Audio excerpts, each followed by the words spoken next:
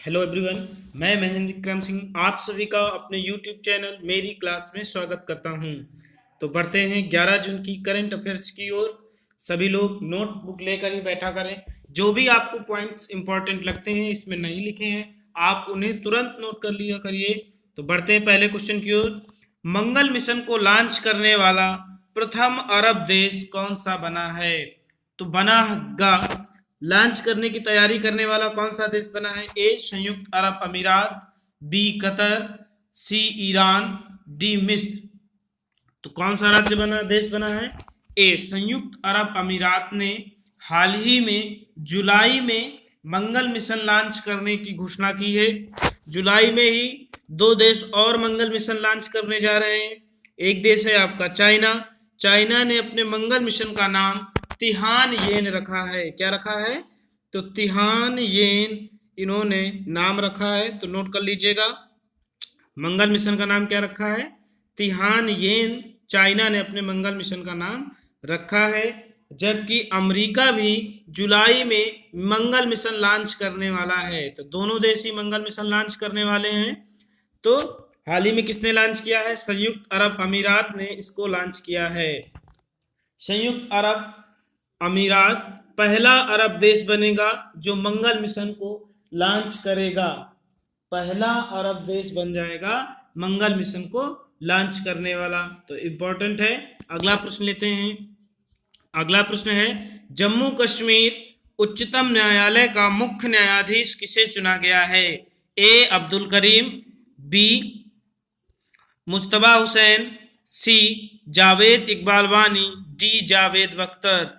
तो हाल ही में जावेद अख्तर तो गीतकार हैं प्रसिद्ध, जिन्हें जिन्हें हाल ही में रिचर्ड डॉकिंस अवार्ड से सम्मानित किया गया था। ये वही जावेद अख्तर है जिन्हें रिचर्ड डॉकिंस अवार्ड से सम्मानित किया गया है। मुस्तबा हुसैन प्रसिद्ध उर्दू व्यंग्यकार थे जिनका हाल ही में निधन हो गया था। अब्दुल करीम को बताया गया था आपको कल की वीडियो में। क्वारेशा अब्दुल करीम इनका पूरा नाम है, जिन्हें दक्षिण अफ्रीकी मूल के हैं, प्राध्यापक हैं और HIV शोधकर्ता हैं, जिन्हें फ्रेंच पुरस्कार से सम्मानित किया गया है।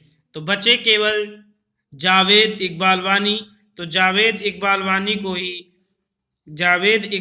को ही जम्मू कश्मीर का मुख्य न्यायाधीश, उच्चतम न्यायाधीश बनाया गया है। यह कोलेजियम व्यवस्था के तहत SA बोबड़े जो वर्तमान सुप्रीम कोर्ट के मुख्य न्यायाधीश है, उन्होंने इनकी सिफारिश की थी। फलस्वरूप इन्हें जम्मू कश्मीर का उच्च न्यायालय का मुख्य न्यायाधीश बनाया गया है। तो ये जम्मू कश्मीर और लद्दाख दोनों प्रांतों के अभी मुख्य न्यायाधीश हैं। जम्मू कश्मीर के राज्यपाल गिरीश चंद्र मुर्मू हैं, जबकि लद्दाख के राज्यपाल RK माथुर हैं। कौन है? RK माथुर हैं। तो ये रहे आपके जावेद इकबाल वानी, जिन्हें जम्मू कश्मीर का मुख्य न्यायाधीश नियुक्त किया गया है। तो जम्मू कश्मीर की दो राजधानियां हैं, कौन कौन सी? एक ग्रीष्मकालीन, एक शीतकालीन। कमेंट बॉक्स पर आप लिख भेजिए। अगला प्रश्न लेते हैं। अगला प्रश्न है, केंद्र सरकार ने बांस पर आयात शुल्क 10% से बढ़ाकर कितना कर दिया है? इंपॉर्टेंट है। हाल ही में भारत सरकार ने केंद्र पर बांस पर प्रतिबंध लगा दिया है, आयात शुल्क बढ़ा दिया है, जिससे किसानों को लाभ हो सके। तो जब आयात पर प्रतिबंध लग जाएगा तो ज़्यादा महंगी हो जाएगी।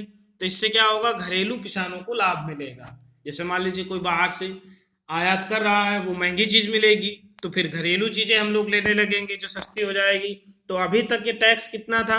10% था, लेकिन अब भारत सरकार ने इसको बढ़ा दिया है। अब भारत सरकार ने इसको 25% कर दिया है। कितना कर दिया है? 25%। तो आयात निर्यात, आयात का मतलब होता है खरीदना और निर्यात का मतलब होता है बेचना। तो यदि कोई देश भारत में बेचेगा, 100 रुपए की वस्तु थी तो 110 रुपए की मिलती थी, अब वो कितने की होगी? 125 रुपए की होगी। तो बांस से बनी वस्तुएं अब महंगी हो जाएंगी। फलस्वरूप लोगों का रुझान भारतीय उत्पादों की ओर जाएगा, क्योंकि वो सस्ती रहेंगी, वो टैक्स फ्री रहेंगी। तो इंपॉर्टेंट है, इसे आप याद रखिएगा। अगला प्रश्न है, इस राज्य में तेल कुएं में गैस रिसाव से आग लगी। इस राज्य में तेल कुएं में गैस रिसाव से आग लगी है। ए असम, बी गुजरात, सी तमिलनाडु और डी असम उड़ीसा। तो कहाँ पर लगी है? तो हाल ही में असम राज्य में, कहाँ पर? असम राज्य में ये आग लगी है। कहाँ पर लगी है? तो असम राज्य में आग लग गई है। फलस्वरूप वहाँ के मुख्यमंत्री सर्बानंद सोनोवाल हैं। कौन है? सर्बानंद सोनोवाल हैं। उन्होंने केंद्र से सहायता मांगी है। कहाँ से सहायता मांगी है? तो केंद्र से सहायता मांगी है। तो इंपॉर्टेंट है, आपसे याद रखिएगा, केंद्र से सहायता उन्होंने मांगी है इसके लिए। अगला प्रश्न ले लेते हैं। असम की बात करें, असम की बात करें तो असम को आप देख लीजिए मैप में, किस राज्य का है? असम का। असम में ही ये, तो ये रहा आपका असम। यहीं पर तेल कुएं में रिसा हुआ है। गुजरात जो है यहाँ पर भी तेल है। बम्बई हाई मुंबई की सबसे प्रसिद्ध तेल है, खान है या तेल कुआं है जहाँ सबसे ज्यादा तेल निकाला जाता है, मुंबई हाई से। डिगबोई असम की प्रसिद्ध रिफाइनरी थी। डिगबोई असम की प्रसिद्ध तेल रिफाइनरी थी। तो ये भी आप याद रखिएगा। असम की राजधानी दिसपुर है, जो ब्रह्मपुत्र नदी के तट पर स्थित है। किस नदी के तट पर? ब्रह्मपुत्र नदी के तट पर स्थित है। यहाँ के राज्यपाल जगदीश चंद्र मुखी, मुख्यमंत्री सर्बानंद सोनोवाल हैं। यहाँ का सबसे बड़ा शहर गुवाहाटी है, जो विश्व का सबसे बड़ा चाय बाजार भी है। यहाँ पर प्रमुख मंदिर कामाख्या मंदिर स्थित है। गोपीनाथ बारदोली अंतर्राष्ट्रीय हवाई अड्डा स्थित है। यहाँ पर विधानसभा की 126 सीटें वो राज्यसभा की 7 सीटें हैं। लोकसभा की 14 सीटें हैं। यहाँ पर कितनी हैं? लोकसभा की 14 सीटें हैं। गुवाहाटी पूर्वोत्तर सीमांत रेलवे का मुख्यालय भी स्थित है गुवाहाटी में। तो इतने पॉइंट्स आप असम से याद रखिए। अगला प्रश्न लेते हैं। हींग व केसर की खेती को बढ़ावा देने का फैसला किस राज्य सरकार ने लिया है? हिमाचल, मिजोरम, उड़ीसा, कर्नाटक। तो किसने फैसला लिया है हींग को बढ़ावा देने का? तो हिमाचल प्रदेश ने अभी हिमाचल स्थित वैज्ञानिक अनुसंधान केंद्र से हींग व केसर की खेती को बढ़ावा देने का फैसला लिया है। इसके तहत उत्तराखंड में भी हींग व केसर की खेती की जाएगी। प्रमुख रूप से केसर की खेती उत्तराखंड में भी की जाएगी। तो हिमाचल प्रदेश में हाल ही में कांगड़ा चाय बहुत प्रसिद्ध थी। कांगड़ा चाय को कोरोना वायरस के संक्रमण के प्रभावी रूप से लड़ने में सक्षम बताया गया था। इसे हिमालय जैव प्रौद्योगिकी संस्थान ने इसकी स्पष्टीकरण दी थी। इसे जीआई टैग भी प्राप्त है। तो हिमाचल प्रदेश की बात करें तो हिमाचल प्रदेश की राजधानी शिमला है। वर्तमान समय में मुख्यमंत्री जयराम ठाकुर, राज्यपाल बंडारू दत्तात्रेय हैं। यहाँ की द्वितीय राजधानी धर्मशाला है। प्रमुख 5 नदियां यहाँ पर बहती हैं, इंपॉर्टेंट है। कौन सी हैं? याद करिए। सतलज, ब्यास, घग्गर, रवि, चिनाब और कालिंदी, ये यहाँ की प्रमुख नदियां हैं। विधानसभा की यहाँ पर 68 सीटें और लोकसभा की 4 तथा राज्यसभा की 3 सीटें हिमाचल प्रदेश में हैं। इतने पॉइंट्स आप हिमाचल प्रदेश से याद रखेंगे, इंपॉर्टेंट है। अगला प्रश्न लेते हैं। अगला प्रश्न है, भारतीय रेलवे में सबसे सुरक्षित वर्ष कौन सा रहा? तो ए 1920, बी 1516, सी 1995 से 96, डी 1951 से 52। तो 2019-20 सबसे सुरक्षित वर्ष माना गया। कौन सा वर्ष? 1920 सबसे सुरक्षित वर्ष माना गया है। पहली बार शून्य यात्री मृत्यु दर रही है। पहली बार मार्च 2019 से मार्च 2020 के बीच में किसी भी यात्री की मृत्यु नहीं हुई। ये अभी तक का सबसे अच्छा रिकॉर्ड है जब से रेल चली थी। 16 अप्रैल 1853 को भारत की पहली यात्री ट्रेन मुंबई के थाने से चली थी। तब से लेकर अब तक पहली बार ऐसा ये साल है जब किसी भी यात्री की मृत्यु नहीं हुई, शून्य यात्री मृत्यु दर रही। वर्तमान रेल मंत्री पीयूष गोयल हैं। स्वतंत्र भारत के प्रथम रेल मंत्री जॉन मथाई थे। कौन थे? जॉन मथाई थे, स्वतंत्र भारत के प्रथम रेल मंत्री। हाल ही में आर बोट नामक रेलवे रोबोट डिवाइस विकसित किया गया है दक्षिण मध्य रेलवे के द्वारा। आर बोट नामक रोबोट डिवाइस विकसित की गई थी किसके द्वारा? दक्षिण मध्य रेलवे के द्वारा। दक्षिण मध्य रेलवे का मुख्यालय सिकंदराबाद में स्थित है। हाल ही में भारत में वैग 12 इंपॉर्टेंट है बहुत, ये वैग 12 12,000 HP का है, उसी का नाम दिया गया है वैग 12। प्रथम इलेक्ट्रिक लोकोमोटिव इंजन है जो विश्व का सबसे पावरफुल इंजन है। इसे मेक इन इंडिया कार्यक्रम के तहत फ्रांस की कंपनी अल्स्ट्राम द्वारा बिहार के मधेपुरा में बनाया गया है। तो इसे भी आप याद रखेंगे, रेलवे से संबंधित है। पहला electric locomotive engine make in India के तहत विश्व का सबसे पावरफुल 12,000 HP का है, हॉर्स पावर का है। इसका नाम वैग 12 रखा गया है। फ्रांस की कंपनी अल्स्ट्राम द्वारा मधेपुरा बिहार में बनाया गया है। और बात करें रेलवे की करंट अफेयर्स में, तो हाल ही में रेलवे ने श्रमिक स्पेशल ट्रेनें चलाई। तो पहली श्रमिक स्पेशल ट्रेन आपको याद रखनी है, पहली श्रमिक स्पेशल ट्रेन लिंगमपल्ली, तेलंगाना का एक स्थान है, लिंगमपल्ली से हटिया के मध्य चली थी। हटिया आपका झारखंड में स्थित है। फिर से सुनिए, लिंगमपल्ली तेलंगाना से हटिया झारखंड के लिए चली थी। दुरंतो एक्सप्रेस दक्षिण तट रेलवे के मध्य चली थी। दक्षिण तट रेलवे विशाखापत्तनम मुख्यालय है। दक्षिण तट रेलवे का मुख्यालय विशाखापत्तनम है। तो इतने पॉइंट्स आप रेलवे से याद रखिए। अगला प्रश्न है, किस देश ने यूरोपीय संघ के साथ एक मुक्त व्यापार समझौता किया? तो ए वियतनाम, बी थाईलैंड, सी फिलीपींस, डी मालदीव। तो वियतनाम ने हाल ही में यूरोपीय संघ के साथ मुक्त व्यापार समझौते की स्पष्टीकरण की है। ये एशिया के विकासशील देशों में शामिल है जिसने एक मुक्त व्यापार समझौते की पुष्टि की है। इसका आकार अगर बात करें कि इसका आकार कैसा है, तो इसका सी हॉर्स, समुद्री घोड़े जैसी मछली जैसा इसका आकार है वियतनाम का, और ये चाइना के निकट स्थित है। यहाँ की राजधानी हनोई है। कौन सा राजधानी है? तो हनोई है। इसकी मुद्रा दोंग है। सबसे बड़ा नगर होची मिन है। यहाँ का सबसे बड़ा नगर कौन सा है? तो होची मिन सबसे बड़ा नगर है। और यहाँ के राष्ट्रपति डुएन फू त्रोंग हैं। कौन है? डुएन फू त्रोंग यहाँ के राष्ट्रपति हैं।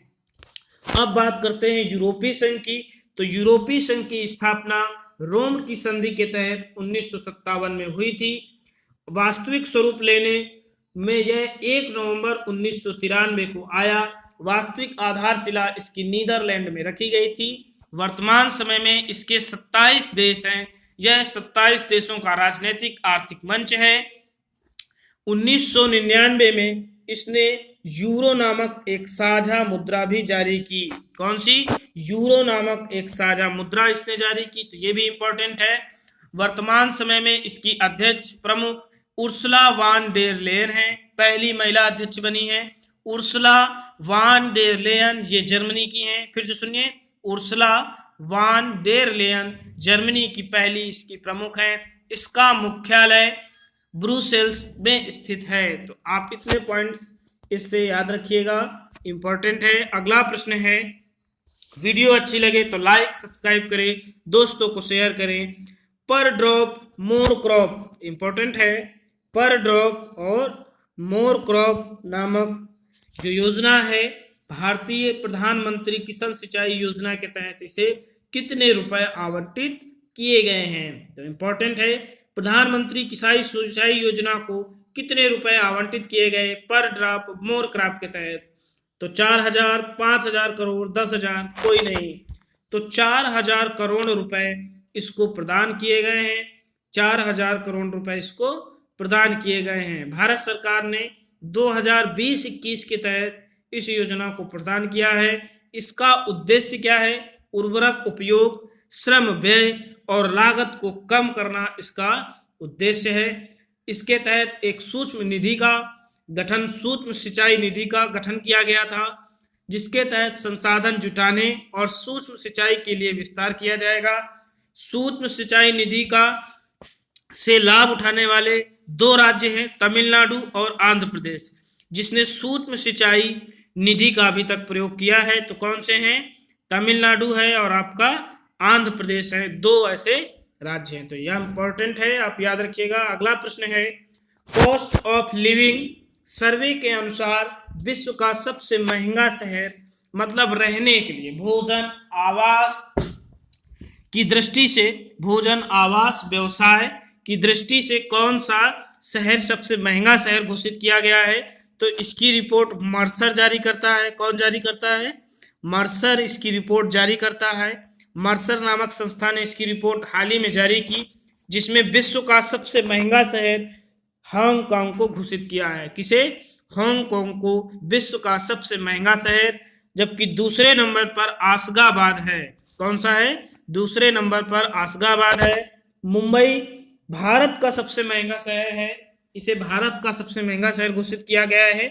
विश्व स्तर पर इसका स्थान 60वें नंबर पर है। विश्व स्तर पर इसका स्थान 60वें नंबर पर, भारत में पहले नंबर पर, जबकि एशिया में 9वां स्थान प्राप्त है। नई दिल्ली को 101 और चेन्नई को 143वां स्थान मिला। तो इतने पॉइंट्स आप इससे याद रखिए। अगला प्रश्न है, कोविड-19 के कारण किस पुरस्कार को रद्द कर दिया गया है? पुलित्जर पुरस्कार, रेमन मैग्सेसे पुरस्कार, राजीव गांधी पुरस्कार, इनमें से कोई भी नहीं। तो हाल ही में रेमन मैग्सेसे पुरस्कार को कोविड-19 संक्रमण के चलते रद्द कर दिया गया है। तीसरी बार ऐसा हुआ जब इसे रद्द किया गया। पहली बार 1970 में वित्तीय आर्थिक संकट के कारण इसे रद्द किया गया। 1990 में फिलीपींस में भूकंप के कारण इसे रद्द किया गया था। तो ये बात करें तो ये फिलीपींस सरकार द्वारा दिया जाता है, इसीलिए जब 1990 में फिलीपींस में भूकंप से संकट उत्पन्न हुआ तो इसे समाप्त कर उस वर्ष इसे नहीं दिया गया था। रेमन मैग्सेसे एशिया का सबसे बड़ा अवार्ड है। इसे एशिया का नोबेल पुरस्कार भी कहा जाता है। इसकी स्थापना 1957 में रॉकफेलर ब्रदर्स फंड एवं सरकार ने मिलकर की थी। फिलीपींस सरकार ने मिलकर इसकी स्थापना की थी। यह पत्रकारिता से यह रेमन मैग्सेसे 6 क्षेत्रों में कुशल रणनीति, अच्छे कार्य, बेहतर उत्कृष्ट कार्य, सामाजिक सेवा जैसे 6 क्षेत्रों में प्रदान किया जाता है। तो इम्पोर्टेंट है। रेमन मैग्सेसे पुरस्कार सबसे पहले 1958 में विनोबा भावे को दिया गया था। किसे दिया गया? विनोबा भावे को ये दिया गया था। तो इम्पोर्टेंट है। अगला प्रश्न लेते हैं, प्रथम अश्वेत जिन्हें अमेरिकी सेना में वायुसेना का प्रमुख नियुक्त किया गया है, कौन है? ये बहुत इंपॉर्टेंट क्वेश्चन है। हाल ही में जॉर्ज फ्लॉयड, जो जॉर्ज फ्लॉयड थे, एक अश्वेत थे, अफ्रीकी अश्वेत, जिन्हें अमेरिका में एक पुलिसकर्मी द्वारा मृत्यु करते हुए दिखाया गया था, मारते हुए दिखाया गया था, जिसकी मृत्यु हो गई थी। उसको लेकर वहां पर तीव्र विरोध जारी है। फलस्वरूप ऐसी समय में इनकी नियुक्ति महत्वपूर्ण है। तो चार्ल्स ब्राउन जूनियर को अमेरिकी वायुसेना का पहला प्रमुख नियुक्त किया गया है। इसकी घोषणा उपराष्ट्रपति माइक पेंस ने की है। किसने की है? तो उपराष्ट्रपति माइक पेंस ने चार्ल्स ब्राउन जूनियर की नियुक्ति का ऐलान किया है। राष्ट्रपति डोनाल्ड ट्रंप है। राजधानी अमेरिका की वाशिंगटन डीसी है। 50 प्रांतों वाला यह देश उत्तरी अमेरिका में मैक्सिको और कनाडा के मध्य स्थित है। सीबी जॉर्ज को भारत के है, ये भारत के है। इन्हें कुवैत में राजदूत नियुक्त किया गया है। तो इंपॉर्टेंट पॉइंट आप नोट करते रहिए, और वीडियो अच्छी लगे तो लाइक और सब्सक्राइब कर दीजिए तथा दोस्तों को भी शेयर करें। अगला प्रश्न लेते हैं, गूगल क्लाउड ने अपना वरिष्ठ निदेशक किसे नियुक्त किया है? तो हाल ही में गूगल क्लाउड ने भारत में अपना वरिष्ठ निदेशक अनिल वल्लूरी, राहुल श्रीवास्तव, राजीव टोपने, व्रजेंद्र नवीन, तो अनिल वल्लूरी को भारत में अपना गूगल क्लाउड ने क्या किया है? वरिष्ठ निदेशक नियुक्त कर दिया है। राहुल श्रीवास्तव रोमानिया में भारत के राजदूत नियुक्त हुए हैं। गूगल क्लाउड ने किसे नियुक्त किया है? अनिल वल्लूरी को नियुक्त किया है। तो इम्पोर्टेंट है। राजीव टोपने और ब्रजेंद्र नवीन की बात करें तो हाल ही की वीडियो में इनके विषय में डिटेल से चर्चा हुई थी। आप कमेंट बॉक्स पर इनको लिख भेजें। हाँ, अनिल वल्लूरी को आप देख लीजिए। अनिल वल्लूरी जी ये हैं जिन्हें हाल ही में गूगल क्लाउड का वरिष्ठ निदेशक नियुक्त किया गया। गूगल क्लाउड के वरिष्ठ निदेशक बने हैं। इससे पहले ये नेट ऐप तथा सार्क ऑपरेशन के अध्यक्ष थे। नेट ऐप में भारत और सार्क ऑपरेशन के ये अध्यक्ष थे। गूगल क्लाउड इंडिया के वर्तमान महानिदेशक एमडी प्रबंध निदेशक करण बाजवा है। कौन है? करण बाजवा गूगल क्लाउड इंडिया के प्रबंध निदेशक हैं। इन्हें वरिष्ठ निदेशक नियुक्त किया गया है, तो इंपॉर्टेंट है। अगला प्रश्न है, विश्व प्रत्यानयन दिवस कब मनाया जाता है? विश्व प्रत्यानयन दिवस कब मनाया जाता है? 9 जून, 11 जून, 5 जून, 1 जून, इनमें से कोई नहीं। तो ये 9 जून को मनाया जाता है। विश्व प्रत्यानयन दिवस कब मनाया जाता है? 9 जून को मनाया जाता है। 5 जून को विश्व पर्यावरण दिवस था, जिसकी थीम बायोडायवर्सिटी थी। 1 जून को विश्व दुग्ध दिवस मनाया गया था। तो इतने पॉइंट्स आप याद रखिए। 3 जून को साइकिल दिवस भी बनाया गया था, इंपॉर्टेंट है, आप इसे भी याद रखें। अगला प्रश्न लेते हैं, इसकी थीम आप लोग लिख लीजिए। विश्व प्रत्यानयन दिवस की थीम थी एक्रीडिटेशन इम्प्रूविंग फंड सेफ्टी। फिर से सुनिए, एक्रीडिटेशन इम्प्रूविंग फंड सेफ्टी इसकी थीम थी। अगला प्रश्न है, फ्लिजी ऐप संपर्क रहित हवाई यात्रा के लिए किसने विकसित किया है? तो आईआईटी गुवाहाटी, डीआरडीओ, डीआईएटी, ये 4 वर्ड आप समझिए, ये नहीं है, गलती से टाइप हो गया है। डीआईएटी ये ऑप्शन है। आईआईटी गुवाहाटी ने के छात्रों ने हाल ही में फ्लिजी ऐप विकसित किया है, जिसके तहत बिना संपर्क रहित हवाई यात्रा के लिए ये विकसित किया गया था। तो किसके द्वारा? आईआईटी गुवाहाटी के द्वारा विकसित किया गया है। हाल ही में आईआईटी गुवाहाटी ने ही अल्जाइमर रोग के लिए नए तरीके विकसित किए थे। तो ये भी याद रखिएगा, अल्जाइमर रोग में व्यक्ति को भूलने की आदत हो जाती है। तो ये 2 काम हुए। डीआरडीओ ने हाल ही में अल्ट्रा स्वच्छ बूथ बनाया था, ये भी आप याद रखिएगा। डीआईएटी की बात करें तो इसका पूरा नाम defence institute of advance technology है, जो पुणे में स्थित है। हाल ही में इसने अनन्या नामक एक स्प्रे बनाया था। अनन्या नामक एक कीटाणु स्प्रे बनाया था, जो 24 घंटे तक प्रभावी रहता है। अनन्या आपने पिछली वीडियो में पढ़ा होगा कि अनन्या ने किसे बनाया?